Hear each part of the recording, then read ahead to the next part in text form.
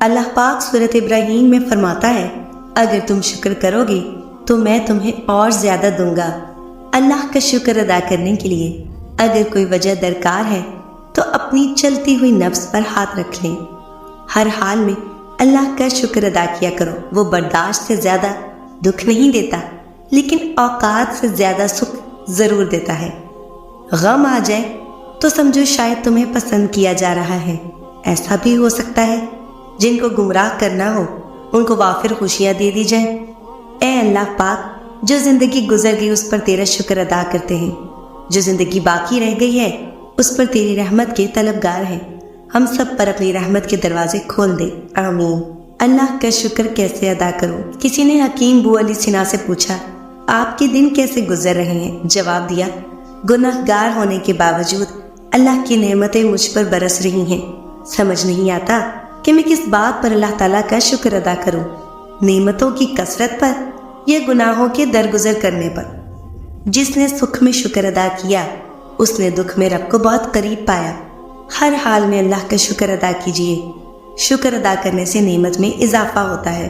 آپ کی مشکل نوکری ہر بے روزگار کا ایک خواب ہے، آپ کا پریشان کرنے والا بچہ کئی بانجھ لوگوں کا خواب ہے، آپ کا چھوٹا سا گھر ہر بے گھر کا خواب ہے، آپ کا تھوڑا سا پیسہ کئی قرض داروں کا خواب ہے، آپ کی صحت کئی بیماروں اور محتاجوں کا خواب ہے، آپ کی خوشی ہر اداس انسان کا خواب ہے۔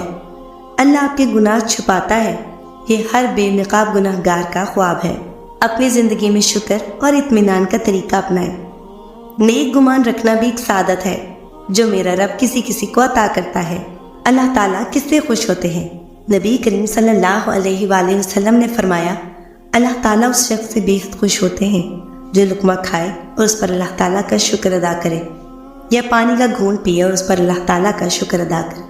فرمان الہی ہے، میں اپنے بندے کے ساتھ وہی معاملہ کرتا ہوں جس کا وہ مجھ سے گمان رکھتا ہے۔ اب بندے کی مرضی ہے کہ جیسا چاہے مجھ سے گمان رکھے۔ پوچھا گیا صبر جمیل کسے کہتے ہیں؟ تو جواب آیا، جب تم آزمائے جا رہے ہو اور تمہارے لب پہ ہو شکر الحمدللہ، حالات کوئی بھی ہو، شکر ہمیشہ شکوے سے بہتر ہوتا ہے۔ الحمدللہ، اگر تیرے بدن کا گوشت کینچیوں سے ٹکڑے ٹکڑے کر کے کاٹا جائے تب بھی حرف شکایت زبان پر نہ لا۔ شکوہ شکایت سے اپنے آپ کو بچا اور محفوظ رکھ۔ اللہ سے ڈر، اللہ سے ڈر، پھر اللہ سے ڈر۔ بچ شکایت سے بچ۔ لوگوں پر طرح طرح کی جو مصیبتیں نازل ہوتی ہیں وہ اپنے رب سے شکایت کی وجہ سے آتی ہیں۔ رسول اللہ صلی اللہ علیہ وآلہ وسلم نے ارشاد فرمایا، اپنے سے نیچے درجے کے لوگوں کی جانب دیکھا کرو اور اوپر کے درجے کے لوگوں کو نہ دیکھا کرو۔ اگر تم ایسا کرو گے تو اللہ کی نعمت کو حقیر نہ گردانو گے۔ شکر کرنا سیکھو، اتنا ملے گا کہ تھک جاؤ گے۔ یقین گہرا ہو تو ہر انشاءاللہ الحمدللہ ہو ہی جاتا ہے۔ کسی سے جلن کرو گے تو کچھ نہ پاؤ گے، ہر حال میں اللہ کا شکر کرو گے تو گن نہ پاؤ گے۔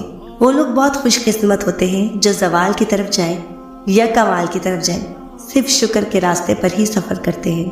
رزق میں عیب نہ نکالو، پسند نہیں تو مت کھاؤ۔ جو نعمتیں اللہ نے دی ہیں ان پر اللہ کا شکر ادا کرو، کیونکہ بہت سو کو یہ بھی نصیب نہیں ہے۔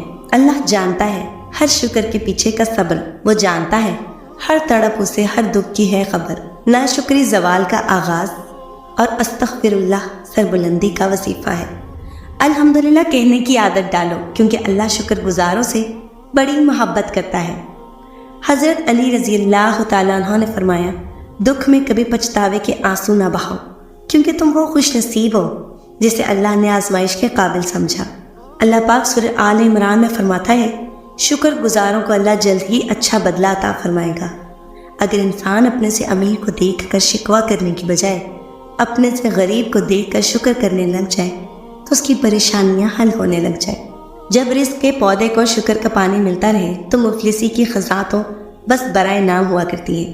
اگر تمہیں ایک دوسرے کے اعمال کا پتہ چل جائے تو تم ایک دوسرے کو دفن بھی نہ کرو۔ اللہ پاک نے تمہارے عیب چھپا رکھے ہیں، اس پر شکر ادا کرو۔ جو شخص اللہ کی حکمت پر ایمان رکھتا ہے وہ زندگی میں کسی بھی واقعے کے رونما ہونے پر شکوہ نہیں کرتا، صرف تسلیم کرتا ہے، اور یہی مومن کی نشانی ہے۔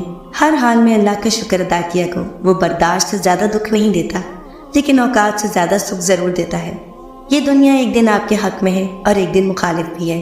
جب حق میں ہو تو شکر کرو اور جب مخالف ہو تو صبر کرو۔ شکر کرنا سیکھو، اتنا ملے گا کہ تھک جاؤ گی۔ مصیبتوں کا سامنا صبر سے کرو اور خوشیوں کی حفاظت شکر کرنے سے کرو۔ لوگوں کی نظروں میں گرنے کی بجائے اس رب العزت کی نظروں سے گرنے سے بچو جو تمہاری عزت کی حفاظت فرماتا ہے۔ اچھے وقت میں اللہ کا شکر ادا اور برے وقت میں اللہ سے توبہ کرنا کبھی نہیں بھولو۔ ان لوگوں پر غم کا کوئی اثر نہیں ہوتا جو اپنی زندگی صبر اور شکر سے گزارتے ہیں۔ ہر حال میں اللہ کا شکر ادا کرو، ہمیشہ یہی سوچ کر زندگی گزارو کہ اللہ نے مجھے بہت کچھ دیا ہے۔ اگر میرا رب مجھے میرے اعمال کے مطابق دیتا تو آج میرے پاس کچھ نہ ہوتا۔ شکر ادا کرنے کی وجہ نہیں ڈھونڈنی چاہیے بلکہ عادت ڈالنی چاہیے، کیونکہ شکر گزار لوگوں سے اللہ پاک بڑی محبت کرتا ہے۔ شکر حصول نعمت کا باعث ہے اور ناشکری حصول زحمت کا باعث ہے۔ وقت وقت کی بات ہوتی ہے، اگر برا وقت ہو تو صبر کریں اور اگر اچھا ہو تو شکر کریں۔ جس نے سکھ میں شکر ادا کیا اس نے دکھ میں رب کو بہت قریب پایا۔ انسان صرف اللہ کے بغیر نہیں رہ سکتا، اس کے علاوہ ہر چیز کے بغیر رہا جا سکتا ہے۔ اگر تم خود ترقی نہیں کر سکے تو دوسروں کی ترقی دیکھ کر اپنی آنکھیں بند مت کرو۔ اس شخص کے لیے ساری دنیا کی معافی کافی نہیں جو اپنے پسندیدہ شخص سے اداس ہوا ہو۔ محبت میں مبتلا شخص کو اگر جنگ میں بھیج دیا جائے تو وہ دشمن کو مارنے کے بجائے اسے پھول پیش کرے گا۔ جب جیت ناممکن ہو جائے تو آپ کی ہار بھی ایسی ہونی چاہیے کہ دشمن کو بھی کوئی فائدہ نہ ہو۔ اختلاف کرنے کی وجہ ضرور پوچھنی چاہیے تاکہ سوچ کا فرق سمجھ میں آ سکے۔ وہ تمہاری چھوٹی چھوٹی کوششوں سے بھی واقف ہے جو تم اس کی رضا میں راضی ہونے کے لیے کرتے ہو۔